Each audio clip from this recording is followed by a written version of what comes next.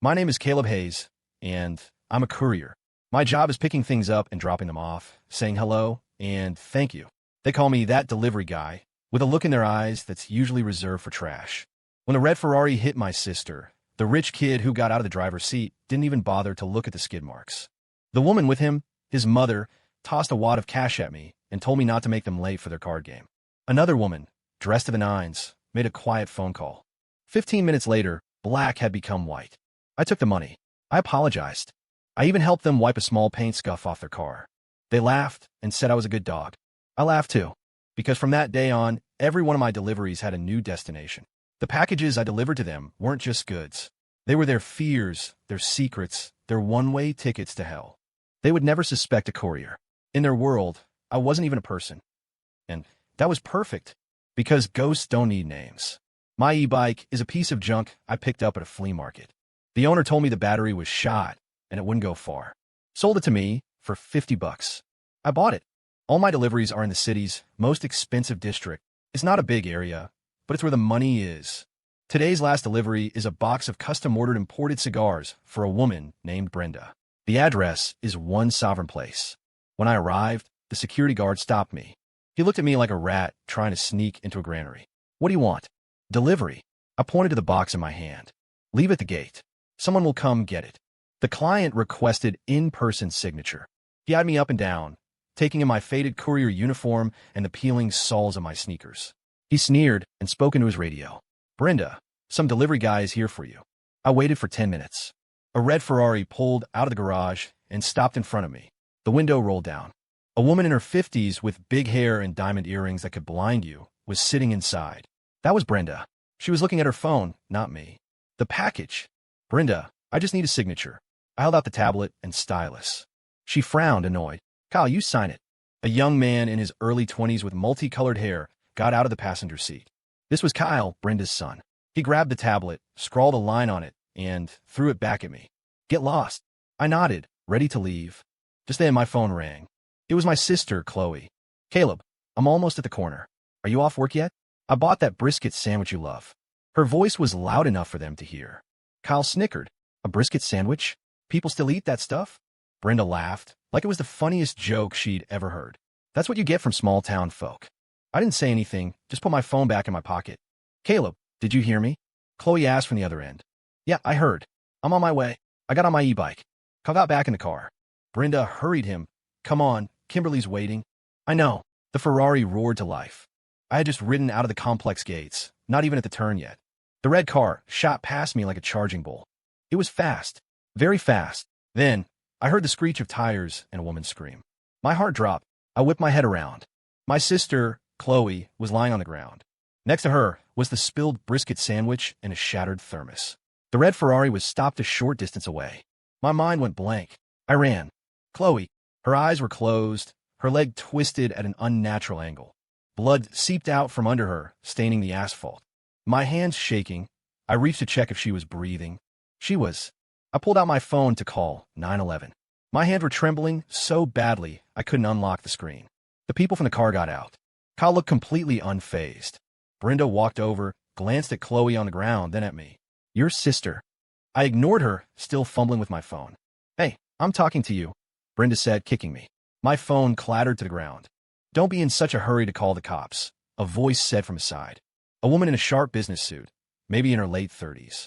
Her name was Kimberly. She was one of Brenda's card-playing friends and the CEO of some company. I delivered documents to her before. She walked over and crouched down, looking me in the eyes. Now that it's happened, we find a solution. Calling the police just makes things complicated. Her voice was calm, with an authority that couldn't be questioned. My sister. My voice was shaking. She's not going to die, Kimberly said after a quick glance. We'll pay the medical bills, and we'll give you something extra for your trouble. She stood up and turned to Brenda. Brenda, you take Kyle and go. I'll handle this. Brenda nodded, pulling the still impatient Kyle back to the car. The red Ferrari quickly disappeared around the corner. Kimberly made a call. Hey, SGT. Miller? There's a small incident at the entrance to One Sovereign Place. Could you come take care of it? She hung up and took a thick stack of bills from her purse. She stuffed the money into my jacket pocket. 10,000. Take it and keep your mouth shut. This is what happened. Your sister was careless and walked into Mr. Vance's car. Understand? She patted my cheek. The touch was light, but the insult was heavy. You're a smart guy. You know what to do. The ambulance arrived. The police came too. The cop, SGT. Miller, was clearly friendly with Kimberly. They spoke quietly on the side for a few minutes. Finally, Miller came over to take my statement. His questions were all leading. Was your sister looking at her phone while she was walking? Did she cross against the light? Are you sure the car hit her, and not that she walked into the car? I looked at him. I didn't speak. Kimberly came over and put an arm around my shoulder. Kid, be smart about this. Your sister needs money for her treatment. If you make a scene, you won't get a dime. Her perfume was strong, making my head spin. I looked at my sister being lifted onto a stretcher and into the ambulance. I nodded. Yes, it was my sister's fault. Kimberly smiled. That's more like it. She handed me a business card. Call this number if you need anything else. We'll cover all the medical expenses. Then she left too. I was alone on the scene, surrounded by the mess. The brisket sandwich had been run over by passing cars, ground into the dirt. I knelt, picked up the largest remaining piece, and put it in my mouth. It was salty, so salty it tasted bitter. A special delivery. My sister's diagnosis came back. A comminuted fracture in her left leg and a mild concussion. The doctor said the surgery was successful, but the physical therapy would be a long and expensive process. Kimberly kept her word. The medical bills were paid in full, directly to the hospital. She even sent an assistant with a fruit basket and $1,000 in cash. The assistant said, Ms. Reed hopes you won't hold any grudges. I took the money and thanked them. I stayed with Chloe at the hospital for 3 days. When she woke up, she didn't cry or scream. She just stared at the ceiling. She asked me, Caleb, is my leg ruined? I told her, no, the doctor said it'll heal. She asked again, what about the person who hit me? I said they drove off. The security camera was broken, so we have nothing. She just said, oh, and fell silent. I knew she didn't believe me, but she knew I needed her to. On the 4th day, I went back to work. I started making deliveries again. My coworkers told me to take more time off. I said I was fine, that I needed the money. I got another delivery for one sovereign place. This time, it was a set of cosmetic injectables flown in from France for Brenda. The security guard saw me and didn't stop me. He'd probably heard about what happened. There was a hint of pity in his eyes, or maybe it was contempt. I went straight to Brenda's door. A maid answered.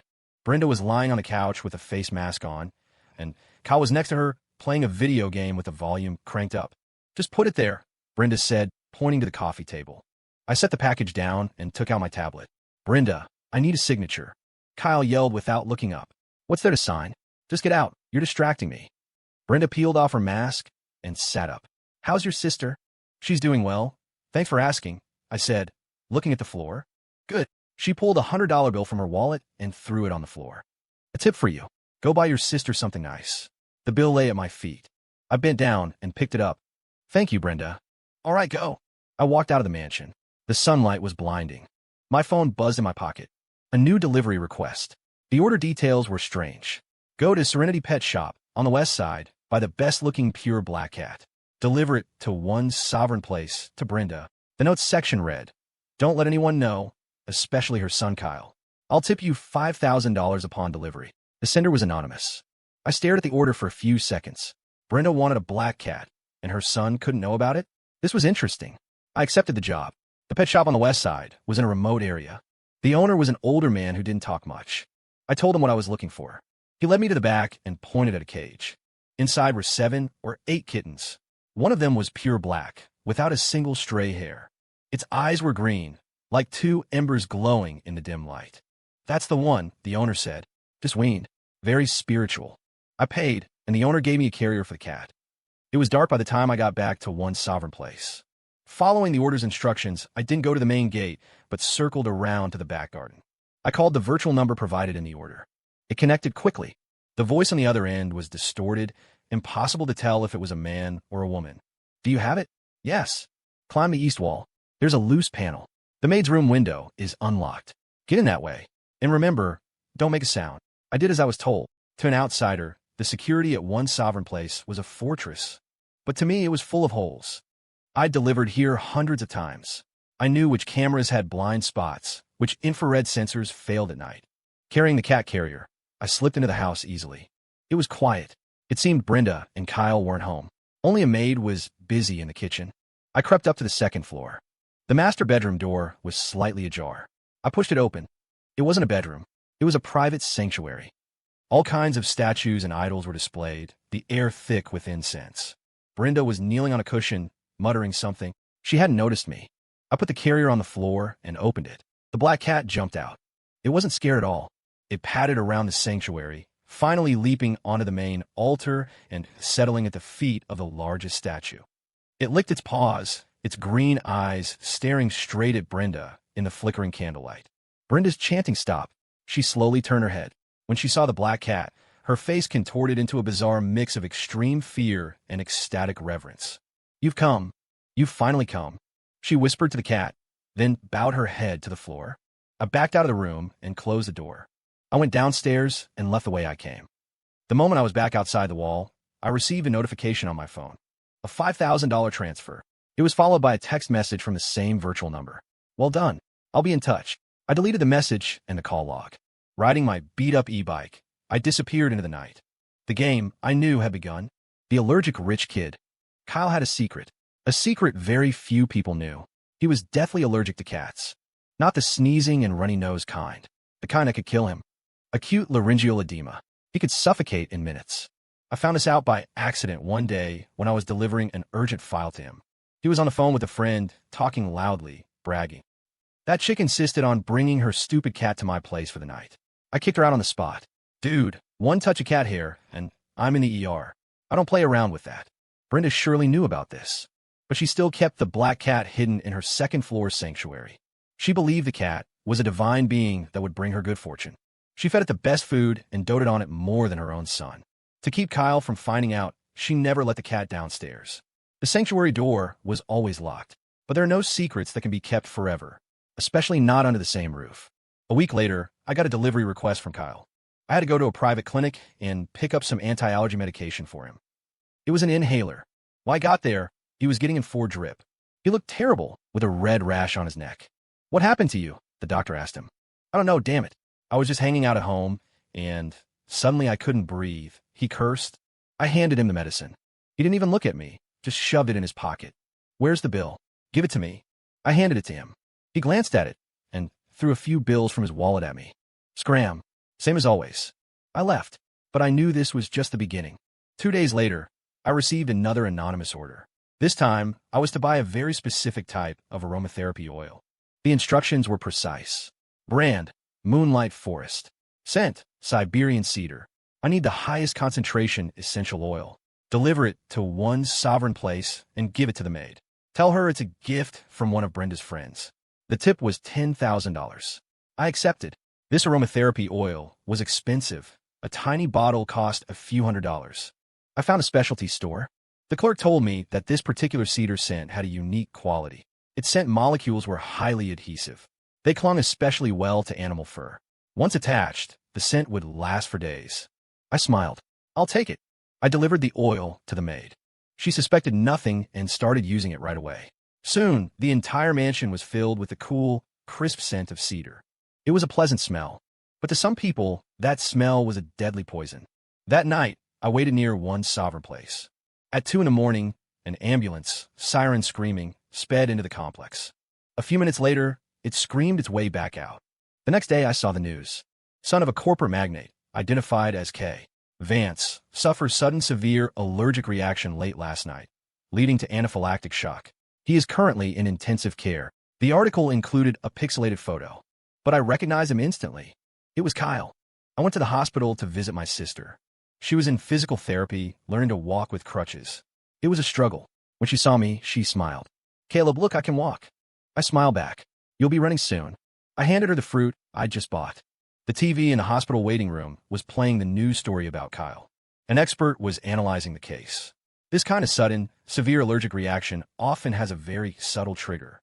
Sometimes, it's not direct contact with the allergen, but indirect exposure through a medium in the air. For instance, allergen molecules clinging to dust, or animal fur. Chloe watched the TV and suddenly asked, "Caleb, do you think this is karma?" I peeled an apple without looking up. "I don't know. I just know that people who do bad things never sleep well." I handed her the peeled apple. "Eat. It's sweet." She took a bite and nodded. "Yeah, it's really sweet." Kyle spent 3 days in the ICU before being moved to a regular room. Brenda was frantic. She hired several famous masters to come to the house. They all said her home was filled with negative energy that was offending the spirits. The solution was to hold a grand ceremony to exorcise the evil. Brenda believed them. She began to prepare with great fanfare. And I received a new anonymous order. An even more interesting one. The collapsing ceremony. The ceremony Brenda was planning was a huge affair. She hired the most famous team of spiritual consultants in the city. It was scheduled for 3 nights later in the courtyard of one sovereign place. She also invited many business partners and friends to witness it, hoping to use the occasion to wash away her bad luck. Kimberly was among the invited guests. The anonymous order I received was simple. Go to the construction supply market in the south suburbs. Buy 3 gallons of the best pigeon blood red paint. Also buy a high-pressure paint sprayer. Deliver them to the abandoned, half-finished building west of one sovereign place. Drop the items and leave. The tip was $20,000. Pigeon blood was an industrial paint known for its incredibly vibrant color and the fact that it was nearly impossible to wash off. It was usually used for large outdoor billboards. I didn't know what the person who placed the order was planning, but I guess it had something to do with the ceremony. I did as I was told. The abandoned building was empty, filled only with the sound of the whistling wind. I left the supplies, took a picture, and sent it to the virtual number. The payment arrived moments later. I got on my bike and left. On the day of the ceremony, one sovereign place was extravagantly decorated. A high platform was built in the courtyard, covered with offerings. The consultants, dressed in robes, chanted and waved ceremonial swords. Guests sat below, whispering among themselves. Brenda wore a custom-tailored silk dress, her expression solemn. Kyle was out of the hospital, but he was still pale and wore a thick mask, sitting in a corner looking bored. I was there too, not as a guest but as staff. I took a temp job serving drinks to the guests. It gave me the perfect cover to observe everyone. Kimberly was there. She was sitting with Brenda, and from their expressions, their conversation didn't seem pleasant. I'd heard her company was having some problems lately. A major overseas project had been lost to a competitor because she'd had a bizarre, unexplainable panic attack related to a fear of heights during a critical meeting. The losses were massive. She couldn't understand how she, a frequent flyer, could suddenly develop acrophobia. The ceremony was halfway through, building to its climax. The lead consultant walked onto the platform, holding a compass, and began his ritual. He shouted incantations no one could understand, his sword slicing through the air. Suddenly, he stopped. He pointed to the west, his face a mask of terror. "Evil spirit, where do you think you're going?" Everyone turned to look where he was pointing. The west was the direction of the abandoned building. Just then, a bizarre gust of wind swept through the courtyard. The lights flickered. A thick, metallic smell drifted over the crowd. It wasn't really blood. It was the smell of paint. But I guarantee, in that atmosphere, everyone who smelled it thought it was blood. And then they all saw it. On the tallest of the abandoned buildings to the west, huge, bright red letters had appeared. They had been spray-painted. Every letter looked like it was dripping blood. "Debts don't die." The letters were massive, clearly visible from hundreds of yards away. The crowd began to stir. Brenda's face went white. The lead consultant spat out a mouthful of water, dropping his sword. He pointed at the words, his whole body shaking. It's a blood curse. It's a vengeful spirit demanding retribution." His shout sent the scene into chaos. Guests screamed and ran in every direction. The offerings on the platform were knocked over. Kyle was so scared he fell out of his chair and scrambled on all fours toward the house. Brenda completely broke down. She dropped to her knees, bowing repeatedly toward the abandoned building. "Don't come for me. It wasn't me. I don't know the money," she babbled incoherently. Kimberly's face was even paler than Brenda's. She stared at the words, her body trembling. I knew those words had struck a nerve with both of them. They had a joint business venture where they'd cheated an investor named Peterson. The man later went bankrupt and jumped off a building. He died in that abandoned lot. I stood at the edge of the crowd, holding my tray of drinks, and watched the chaos unfold. No one noticed me. My phone vibrated. It was the virtual number again. A picture message. It was a photo of a doctored contract that Kimberly and Brenda had signed years ago, complete with their signatures and fingerprints. Below the photo was a line of text. "Make sure this accidentally falls at Kimberly's feet." "You walked over?" Kimberly was trying to help Brenda up. I pretended to trip and fell beside her. The glasses on my tray shattered. A single sheet of A4 paper flew out of my pocket and landed right by Kimberly's shoe. She instinctively glanced down. When she saw what was on the paper, her pupils contracted violently. She snatched the paper and quickly shoved it into her purse. Then, She looked up at me with an expression like she was seeing a ghost. I scrambled up from the floor, apologizing profusely. I'm so sorry, Miss Reed. I didn't mean to. She didn't speak. She just stared at me. Her gaze seemed to pierce right through me, trying to see the secrets in my bones. I lowered my head, unable to meet her eyes. After a few seconds, she looked away. She helped the still shaking Brenda to her feet, her voice as cold as ice. Brenda, it seems your vengeful spirit has the wrong address. You're not the only one who owes a debt. With that, she turned and walked away without a second glance. Brenda was left standing there, as if she didn't understand what had just been said. But I knew. A seed of suspicion and betrayal had been planted. The value of fish. After the ceremony, Brenda got sick. They said the shock had caused it. She had a high fever and was delirious. Kyle hired a 24-hour caregiver, but rarely showed up himself. He was too busy transferring his mother's assets into his own name. He figured she wasn't going to make it, and he needed to be prepared. Things weren't going well for Kimberly, either. Ever since she'd picked up that photocopied contract, she had become paranoid. She started to suspect Brenda was plotting against her, trying to keep all the dirty money for herself. She began frantically moving funds, trying to launder the cash before Brenda could. The two former allies were now mortal enemies. None of this had anything to do with me. I was still a courier, zipping through the city every day. One day, I got an order to go to Kimberly's company. I was delivering an urgent file, her company's financial statements. When I arrived, she was in her office, throwing a tantrum. The floor was littered with shattered picture frames and torn files. Her assistant stood to the side, trembling. Useless. All of you are useless. You can't even do one simple thing. Kimberly screamed, pointing at her assistant. Did you check the accounts like I asked? Who the hell touched my money? I knocked on the door. Seeing me only made Kimberly angrier. Get out. I didn't move. I held out the file. Ms. Reed, your urgent delivery. She snatched it from my hand and ripped it open. When she saw the statements inside, her hands began to shake. I knew they would. I had doctored those statements. I added a few inconspicuous numbers. Numbers that created a massive hole in the accounts. And all the evidence pointed to one place. Brenda's offshore account. Brenda Vinci. Kimberly hissed, spitting out each syllable of Brenda's name. Her eyes were bloodshot. She looked terrifying. She picked up her phone and dialed a number. Hey, it's me. I need you to take care of someone for me. Yes, her. She hung up and collapsed in her chair, gasping for breath. I placed the delivery confirmation on her desk and turned to leave. Wait, she called out. She looked up at me. That paper the other night. Did someone tell you to give it to me? I put on a look of utter confusion. Ms. Reed, what are you talking about? I don't know anything. You don't know. She let out a cold laugh. A courier just happens to carry around a multi-million-dollar contract photocopy in his pocket. I found it on the street. I saw it was paper. I figured I could sell it for scrap. I stammered. It was the excuse I had prepared. She stared at me for a long time. I kept my head down, my palms sweating.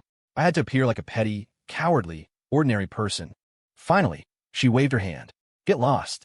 And if you dare breathe a word of what happened today, I'll make sure you and your sister disappear from this world. I ran out of there as if my life depended on it. Downstairs, I leaned against the wall and lit a cigarette. I knew Kimberly didn't completely believe me, but she wouldn't do anything to me for now. In her eyes, I was just a pawn, a disposable pawn. And right now, she needed this pawn for another task. Sure enough, half an hour later, I got a call from Kimberly's assistant, summoning me back. It was the same office. Kimberly had regained her composure. She handed me a photograph. It was a picture of a fish, a beautiful koi, with red and white markings. Recognize it? I shook my head. This is Brenda's favorite fish. Its name is Prosperity. She's had it for 10 years. I hear it's supposed to be in some Asian koi championship tomorrow. Kimberly paused, looking at me. I don't care how you do it. I want that fish dead before the competition. She took an envelope out of her drawer and pushed it toward me. It was stuffed with cash. There's more when it's done. 100,000. I stared at the money, swallowing hard. My face showed a mixture of greed and fear. Ms. Reed, this is illegal, isn't it? Illegal? She laughed. In this city, what I say is the law. Just tell me, are you in or are you out? I hesitated for a long time. Finally, clenching my jaw, I picked up the envelope. I'm in.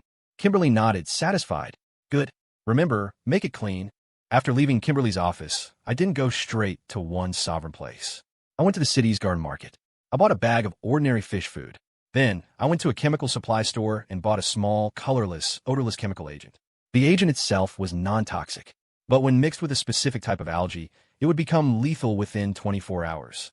And I knew that specific type of algae was present in Brenda's koi pond. The Last Supper. Getting into one sovereign place was no longer a challenge for me. I used the same loose panel on the wall. Brenda's koi were kept in a large pond in the backyard. Security was tight, with 24-hour surveillance. But I knew there was a 3-second delay on the camera feed. 3 seconds was all I needed. I hid behind a rockery, waiting for my chance. Late at night, just after the security patrol passed. This was it. I moved like a cat, darting out from my hiding place. I reached the edge of the pond. I didn't throw in the tainted food right away. First, I tossed in a few regular pellets. The koi named Prosperity swam over immediately. It was huge and fat, not at all afraid of people. I dumped the entire bag of special food into the water. It ate greedily. I watched it finish the last pellet, then quickly slip back behind the rockery. The entire process took less than 3 seconds. On the security footage, it would just look like a ripple on the water surface. No one would notice. The next day, I went about my work as usual, making deliveries. Around noon, I got a call from Kimberly's assistant. Her voice was giddy with excitement. It worked. The fish is dead. Good job, Ms.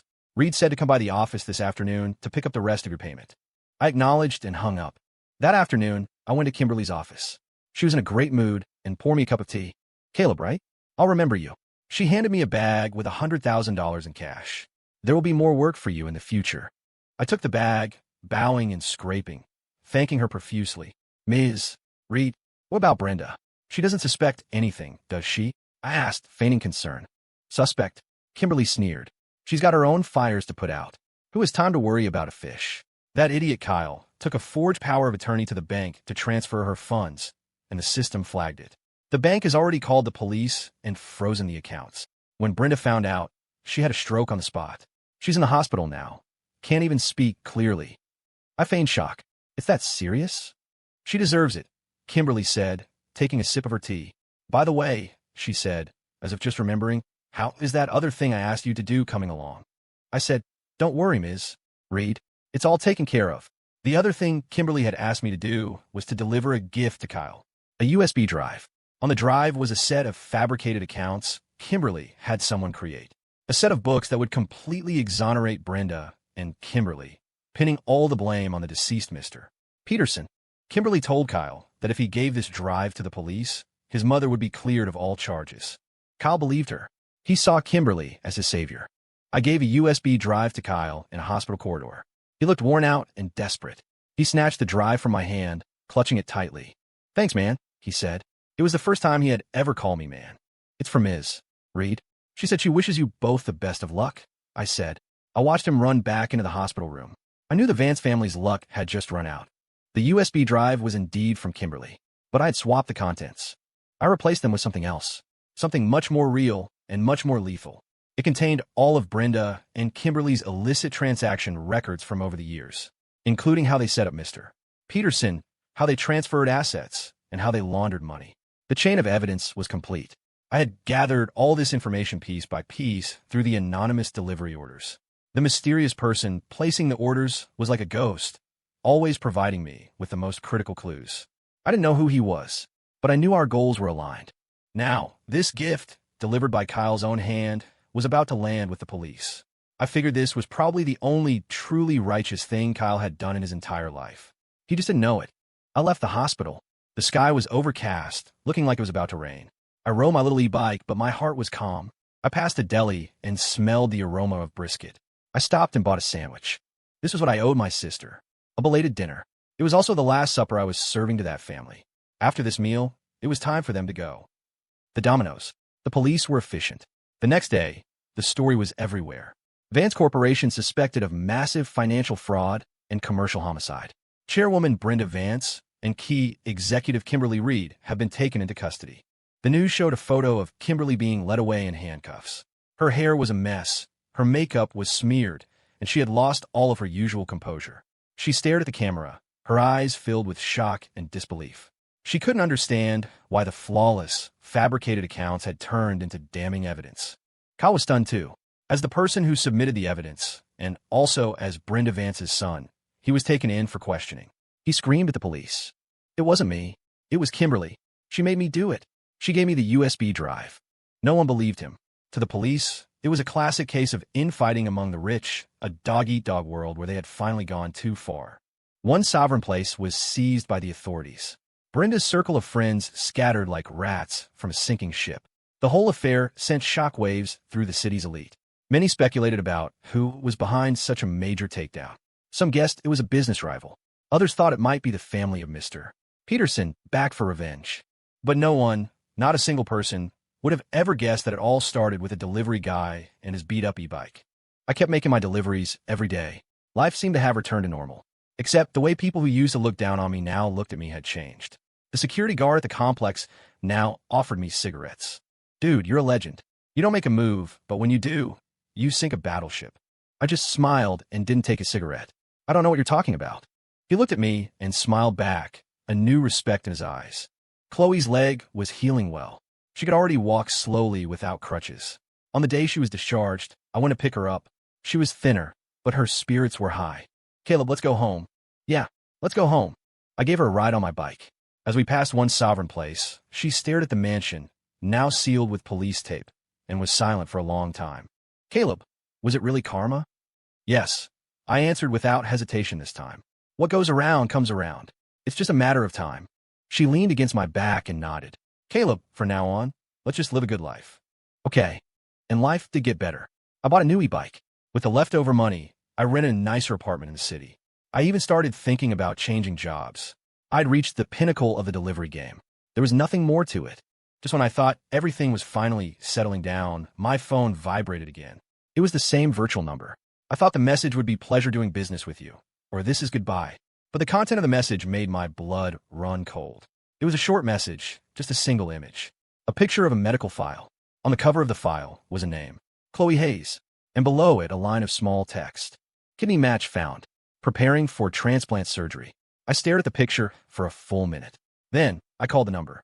This time, the voice on the other end wasn't distorted. It was a young, calm, male voice. Hello. Who is this? My voice trembled. Who I am isn't important, he said. What's important is that your sister's life is now in my hands. My mind went blank. Chloe had renal failure and was waiting for a kidney transplant. I had never told anyone about this. How'd he know? What? What do you want? I don't want anything, the voice on the phone said, with a hint of a smile. I just wanted to let you know, the game is just getting started. The first domino has just fallen. Brenda, Kimberly, they were just the appetizers. And you, Caleb Hayes, you're the one I've chosen to push the next piece. Tomorrow, 10 a.m., downtown coffee shop. I'll be waiting. He hung up. I stood there holding my phone. Cold sweat soaked through my shirt. I finally understood. I wasn't the hunter. I was just the gun. A gun held in someone else's hand. The puppeteer. I went. I had no choice. The coffee shop wasn't crowded. I saw him right away. He was sitting by the window, wearing a clean white shirt. He looked to be about my age, maybe 25 or 26. He could have been a recent college graduate. But the way he looked at me was as if he were examining an object he was very familiar with and had complete control over. Sit, he said, pointing to the chair across from him. I sat down, staring at him. Who the hell are you? My name is Leo. He introduced himself, his tone as casual as if he were commenting on the weather. As for what I do, you can think of me as a cleaner. A cleaner? This city is full of trash. Brenda, Kimberly, Kyle, they're all trash. If you let trash sit around for too long, it starts to stink and pollute everything. My job is to take it out. He said it so casually, as if it were nothing. My sister's kidney transplant. You arranged that. Not arranged, he corrected me. A gift. The kidney came from a patient who was just declared brain dead. It was originally slated for someone else. I just used a few minor connections to have it reasonably matched to your sister. Why should I help you? I asked. Because you need me, Leo said, looking me straight in the eye. You need money to pay for your sister's treatment, to give her a good life. And I need someone like you. Smart, calm, ruthless, and inconspicuous. He smiled. A courier. Who would ever suspect you? You're the perfect weapon, the perfect ghost. I was silent. He was right. Everything I had done was for Chloe, and he had me by my only weakness. Who's the next target? I asked. I knew I had no way out. Leo picked up a manila envelope from the seat next to him and pushed it across the table. This man's name is Marcus Blackwood, chairman of the Blackwood Group. I opened the envelope. Inside was a detailed file on Blackwood. In his photo, he was portly and beaming. What did he do? What he's done is more than Brenda and her friends combined. Leo's voice turned cold. He made his fortune on shoddy construction, cutting corners on projects that led to the deaths of dozens of workers. He ran a P2P lending scheme that bankrupted thousands of families. He also has a penchant for preying on recent female college graduates, driving several of them to suicide. It's all in the file. The evidence is solid, but it can't touch him. His protectors are too powerful. What do you want me to do? I want him ruined, with nothing left, Leo said. Blackwood has two weaknesses. First, he's extremely superstitious, even more so than Brenda. He believes in feng shui, in destiny. The amount of money he spends on that stuff every year is astronomical. Second, he has a mistress, a woman named Jenna Summers. She is his one true love, and also his greatest vulnerability. He's put a lot of his dirty assets in her name. Your mission is simple. Step 1. Give him a taste of his own medicine. Use the thing he believes in most to destroy him mentally. Step 2. Turn Jenna Summers. Make her the key witness to bring him down. I've already laid out the entire plan. You just need to follow the script. He handed me a tiny earpiece. Wear this. From now on, I'll be guiding you every step of the way. I'll tell you what to say and what to do. I picked up the small earpiece. It felt weightless, but to me, it was heavier than lead. Putting it on meant I would become Leo's puppet. But I put on, because through it I heard a sound. It was my sister Chloe's laughter. Leo had recorded it from somewhere. A reminder of where he had his hand. Very good, Leo nodded, satisfied. Now for your first task. Go to the Blackwood Group and apply for a job as a janitor. A janitor? I frowned. Yes, Leo said. The most dangerous place is the safest place. The most humble position is the best camouflage. From this day forward, you are no longer Caleb Hayes, the courier. You are Caleb Hayes, the janitor. The janitor's script. Getting hired at the Blackwood Group was easy. They had plenty of money, but they were short on people willing to do the dirty work. I successfully became a janitor. My daily job was to clean the entire high-rise building, from the CEO's office to the underground parking garage. This gave me the perfect opportunity to familiarize myself with every corner of the place. Leo gave me instructions through the earpiece. Behind a fire hydrant on the 7th floor, there's a spare key card. There's a listening device under the potted plant in the CEO's office. Marcus Blackwood's driver goes to the same place to gamble every Friday afternoon. His information was frighteningly accurate. It was as if he had countless eyes and ears inside the building. My first task was to create a feng shui accident. Blackwood's office was on the top floor, laid out like a fortress. Stone lions flanked the entrance. A ceremonial sword hung on the wall, and a giant golden toad sat on his desk. Leo told me that what Blackwood valued most was the river view from his window. He had hired a master to tell him it was his dragon vein, the source of his wealth. See that inconspicuous screw in the window frame? Leo's voice came through the earpiece. Loosen it by half a turn. No more, no less. I did it while I was cleaning. That screw was critical for securing the entire pane of floor-to-ceiling glass. Loosening it by half a turn would be unnoticeable under normal conditions. But in a strong wind, the consequences would be fatal. 3 days later, a hurricane was moving up the coast, bringing gale-force winds to the city. That afternoon, the wind was howling. Marcus Blackwood was in his office with an important client. I was mopping the floor just outside his door. I heard a massive bang from inside, followed by the sound of shattering glass and a man's scream. I pushed the door open. The office was a wreck. The huge pane of glass had been blown in by the wind, and shards were everywhere. Blackwood and his client were covered in cuts from the flying glass. More importantly, the golden toad on Blackwood's desk had been smashed to pieces by the flying window frame. Blackwood sat on the floor, cradling the fragments of his golden toad, wailing like a lunatic. My fortune, my dragon vein, is broken. This incident was the first straw that broke the camel's back. Blackwood's mental state deteriorated visibly. He became paranoid and irritable. He hired even more masters to check the feng shui of his company, turning his office into a circus of incense and charms. And that was exactly what I wanted, because I needed to use the chaos to get close to my second target, Jenna Summers. Jenna came to the company twice a week. She had her own private elevator and lounge. Most people never even saw her, but I could, because I was the janitor. I could walk right into her lounge to clean. The first time I saw her, she was lying on the couch, talking on the phone in a sugary sweet voice, cooing at Blackwood. After she hung up, she finally noticed me. She looked at me with disgust. Close the door on your way out.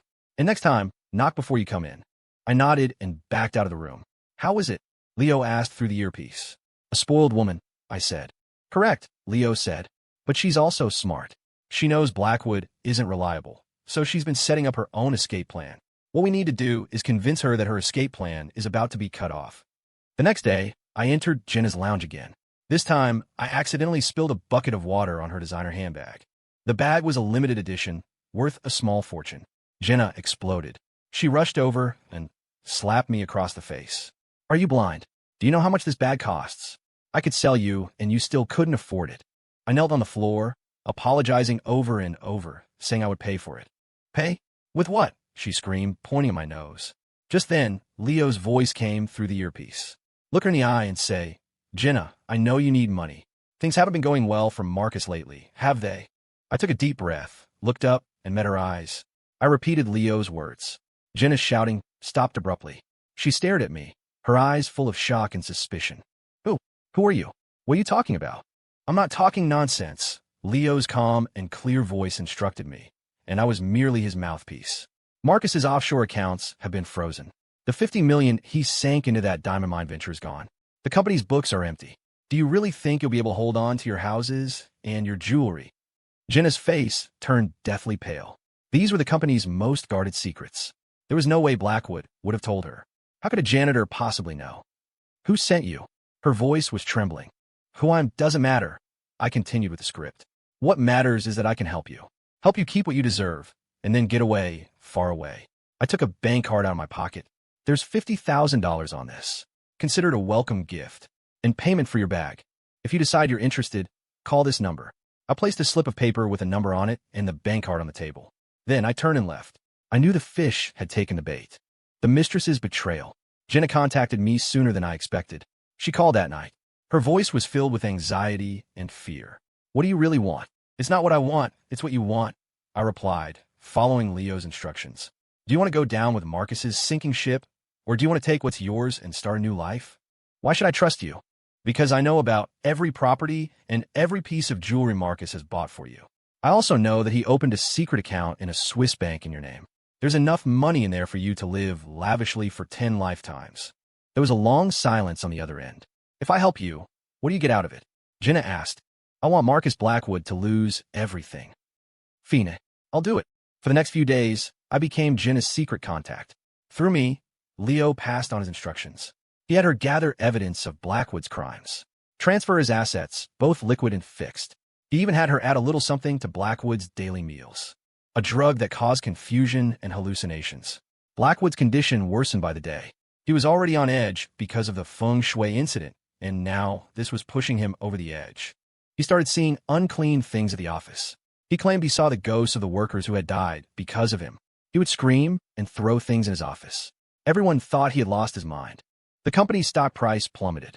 The board of directors began proceedings to oust him. Blackwood's powerful protectors, seeing him as a liability, began to distance themselves. The tower was about to fall. All it needed was one final push, and Jenna delivered that push. Late one night, she called the police. She claimed that Marcus Blackwood, in a fit of insanity, was trying to kill her. When the police arrived, Blackwood was chasing Jenna around their mansion with a knife, shouting, "You're a ghost. Your all ghosts come back to haunt me." He was subdued on the spot. After a psychiatric evaluation, he was diagnosed with acute schizophrenia and committed to a mental hospital. And Jenna, as the victim, cried a river of tears for the media. She exposed all of Blackwood's crimes from over the years, providing concrete evidence to back up her claims. The recordings, the documents, the transaction records, all gathered under the guidance of me, or rather of Leo. The Blackwood Group was finished, and Marcus Blackwood would never see the outside of a mental institution again. The mission was complete. I received my payment. Leo gave me an untraceable debit card with more money on it than I could ever earn in a lifetime. "This is your severance pay," he said. "From now on, you're free. You and your sister can go wherever you want and start a new life. We will never have any contact again." I looked at him and asked one last question. "Who are you, really? Why are you doing all this?" Leo stared out the window, silent for a long time. "I had a sister once," he said. "She was beautiful, just graduated from college, full of dreams for the future. Then she started an internship at the Blackwood Group. And then she jumped from the roof of that building. Marcus Blackwood said it was depression. The police said so, too, but I didn't believe it. I spent 5 years investigating the truth. I found out she wasn't the first, and she wouldn't be the last. I also found out that this city is filled with trash, just like Marcus Blackwood. The law can't punish them. So, I have to carry out justice in my own way. He turned back to look at me. Caleb, you're a good person. Don't follow my path. Take your sister and go as far away as you can. With that, he stood up and left, disappearing into the crowd. I watched him go. Suddenly, I felt he was very lonely. Just like me. We were both people who walked in darkness. Except he chose to keep walking. And I could see the dawn. The vanishing ghost. I quit my job. I took Chloe and left the city. We moved to a small town in the south. The weather was mild year-round, and the pace of life was slow. With the money Leo gave me, I bought a small house with a yard. We filled the yard with flowers. Chloe's health slowly improved. The kidney transplant was a success, and she no longer needed weekly dialysis. The smile returned to her face more and more often. She started painting and learning to cook. She said she wanted to make up for all the life she had missed. Looking at her, I felt that everything I had done was worth it. I never saw Leo again. The mysterious virtual number never lit up my phone again. He was like a ghost, appearing and disappearing without a sound.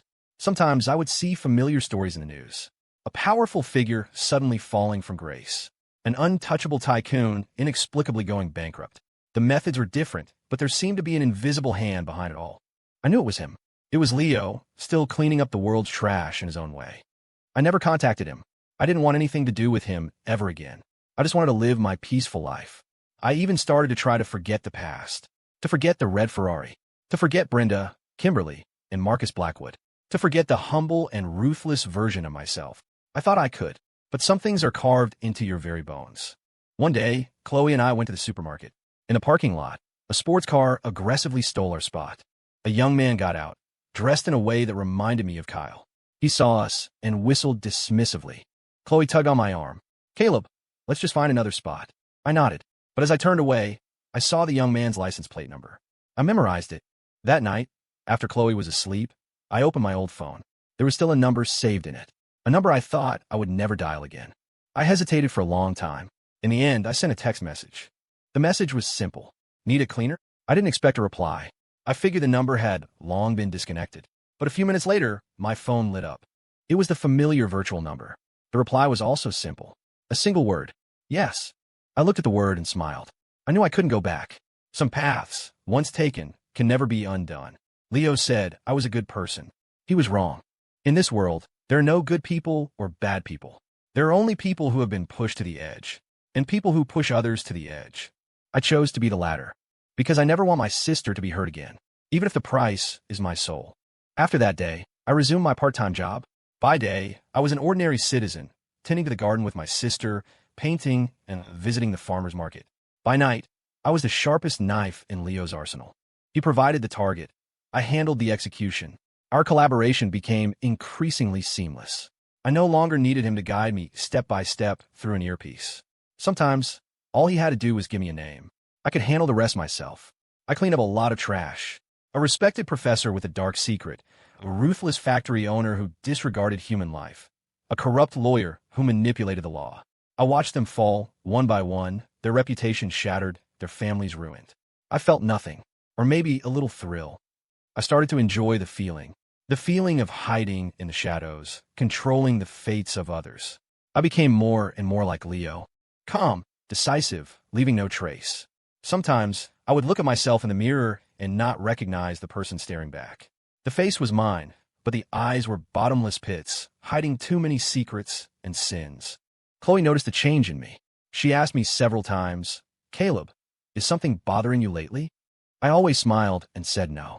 I didn't want her to know that her brother's hands were stained with something that could never be washed away. I had built a beautiful world for her. That world had to remain clean and pure. And I was the gatekeeper, standing outside, eliminating all the filth for her. Leo and I would meet occasionally, always at the same coffee shop, at the same window seat. But the content of our conversations became increasingly dangerous, increasingly insane. I could feel his ambition growing. He was no longer satisfied with taking out small-time crooks. He set his sights on the true behemoths, the people who could influence the entire city, even the country. I grew uneasy. I told him, "Are we playing too big?" He said, "It's not big enough. The real trash is hidden at the very top." "Caleb, are you scared?" he asked, looking at me. I shook my head. "I'm just wondering if what we're doing really means anything. We take down one Marcus Blackwood, and 1,000 more will pop up to take his place. Can we really change anything? Leo was silent. It was the first time I had ever seen him look lost. After a long time, he said, I don't know. I only know that someone has to do it, even if it means we're just moths flying into a flame. I didn't try to persuade him further, because I knew we were the same kind of people. Obsessive, mad, reckless. We were like two beasts licking each other's wounds in the dark. We both knew our end wouldn't be a happy one, but we couldn't stop. One day, I took Chloe to the airport. She was going abroad for an art exhibition. Before she left, she hugged me. Caleb, wait for me to come back. Okay. I watched her plane disappear into the clouds. I knew it was the last time I would ever see her. I went home. I opened the safe I never used. Inside, there was no money. There was a complete file. A file on Leo. His real identity, his family background, the true story behind his sister's death, and all the evidence of his crimes over the years. This was the final card I had prepared for myself. I sent the file to the police anonymously. Then, I deleted everything from my phone. I sat on a couch and waited. I didn't run, because I knew there was nowhere to run. At dawn, the doorbell rang. I opened the door. A group of police officers stood outside. The one in the lead was someone I recognized. SGT Miller, the officer who had handled my sister's accident. He looked at me, his expression complicated.